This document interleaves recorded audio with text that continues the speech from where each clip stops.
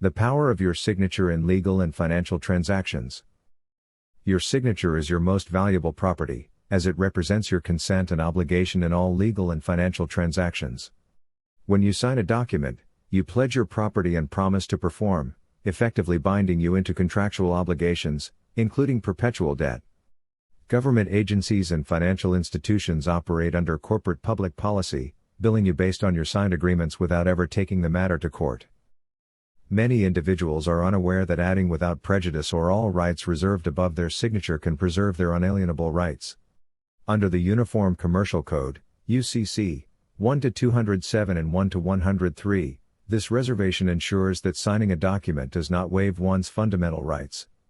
Public schools, designed for corporate citizens, do not educate individuals on these financial and legal principles, reinforcing a system where labor and property are exchanged for valueless paper currency backed only by faith in the U.S. government.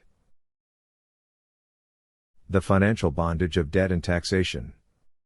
The international banking system has enslaved individuals and their families in a continuous cycle of debt repayment. The corporate U.S.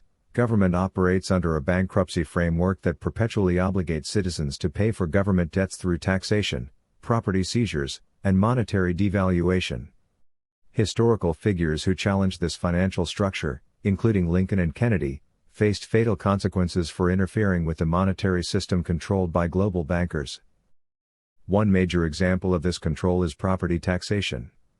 If a homeowner defaults on tax payments, the government does not need to go to court to seize the property. Instead, tax auctions are held where third parties can purchase the defaulted property. Homeowners are given a limited window to reclaim their property by paying off the debt, penalties, and interest.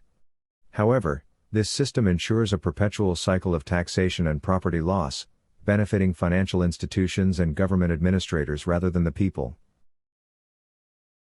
Reclaiming financial sovereignty. Understanding the power of one's signature is critical to regaining financial independence. Individuals can utilize legal tools such as the UCC-1 financing statement to assert control over their birth certificates and financial identity. Additionally, recognizing that tax obligations and debts are part of a prepaid system under HJR 192 empowers individuals to challenge financial demands made by corporate agencies. By reserving rights in contractual agreements and understanding the mechanisms of financial control, individuals can take steps toward financial sovereignty. This includes questioning the validity of tax liens, understanding the legal implications of debt, and using financial instruments to assert one's position in contractual negotiations. Conclusion.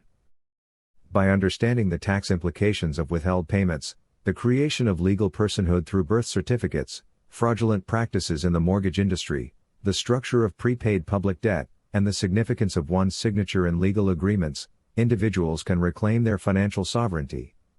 Recognizing Federal Reserve notes as speculative financial instruments further reinforces the necessity of proper tax reporting. Additionally, awareness of mortgage fraud, judicial corruption, and government-controlled financial structures enables individuals to assert legal control over their economic identity, contractual obligations, and property rights.